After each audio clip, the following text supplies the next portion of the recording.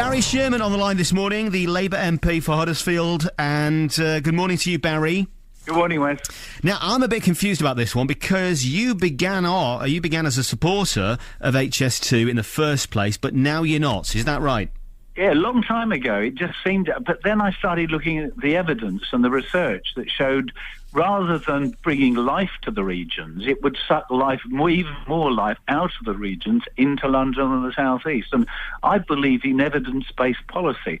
And, you know, where we've looked at this and where people have actually done some proper research, all the time it keeps looking that this is getting more and more expensive. New thing, I got my office to do a cost overrun of all the big projects, the Olympics, the Channel Tunnel, all of them. On average, the overrun, if you apply it to HS2, and it will overrun budget, you're talking about 45 and 50 billion pounds by the time it's finished for a fast train between London and Manchester. That's getting on for double what they initially thought. Well, let's just go billion now, and you mark my words, it would be 50. And if you said to the big regions, the big cities in our country, the big towns, Leeds, Huddersfield, places like that, what would you want? Do you want 50 billion pounds to invest in the cities and bring jobs and employment and skills?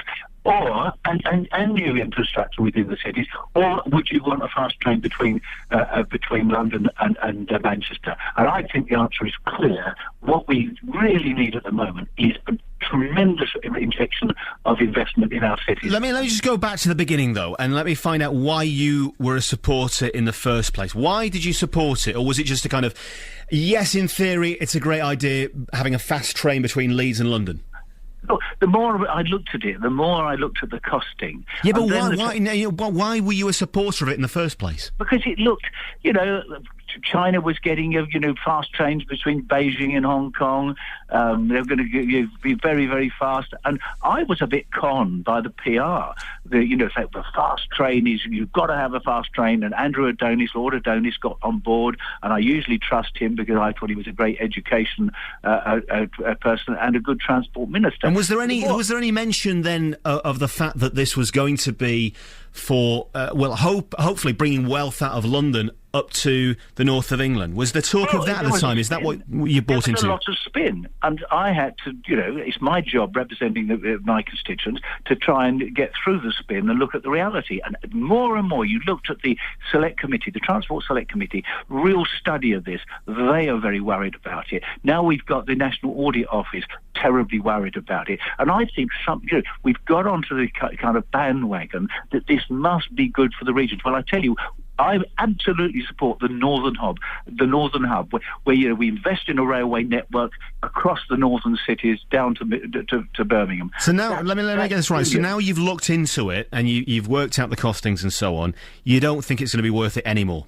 And we should scrap the idea. It's not worth it. Of course, what you said about 2 hours, 12 minutes to Leeds, look, we're going to have a new generation of trains on the East Coast. The East Coast line with new trains will be really fast. And what all the research didn't point out that most people on trains between London and the north get valuable working time.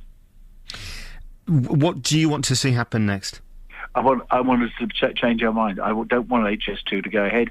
That decision was made when the country was a bit more flush than it is now. We're in troubled, challenging times. This is an extravagance. Let's spend the money on regenerating our cities, bringing jobs and employment in our cities rather than on this vanity project. Barry, thank you very much. Barry Sheerman, Labour MP for Huddersfield. Also with us this morning on this, HS2.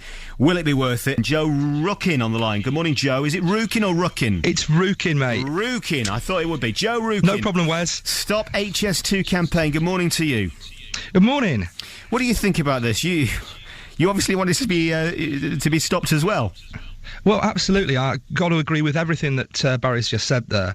The National Audit Office report is sort of music to our ears because they're saying pretty much everything that we've been saying about the business case for the last 3 years. But it was never going to cost that, was it? I mean, we're talking... This line won't be done for the next 20 years. Obviously, the cost will go up. But will it be worth it in the end? Whatever it costs, will it be worth it? Do you think it will drag wealth northwards? No, not at all. This is basically a massive white elephant that's going to suck more economic activity to London. You look at the international comparisons. You look at, say, there was a great piece on Newsnight a couple of weeks ago. They looked at Seville. They've had high-speed rail for 20 years. The Expo that was meant to be the big place where people came to, that was showing off Seville, it's boarded up. No one's there.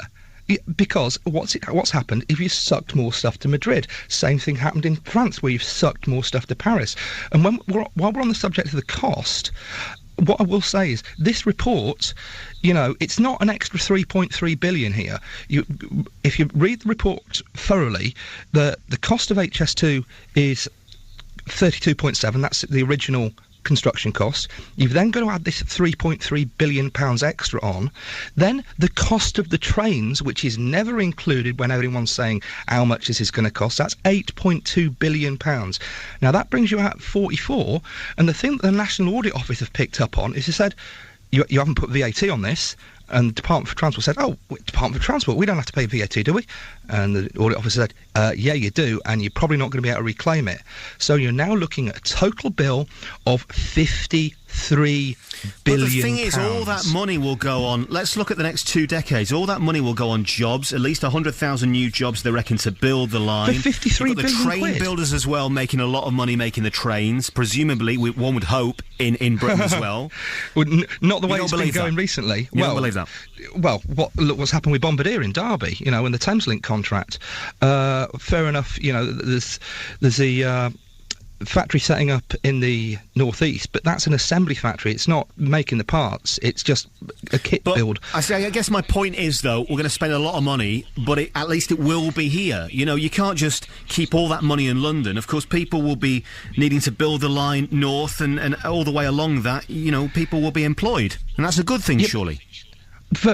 Yeah, but you've got to look at the amount of money that you're spending for the very few jobs that you're creating. Let me just also, before you go, just then put to you this other point as well. In 20 years' time, we're going to need more faster trains. We're going to need a more viable option to aeroplanes.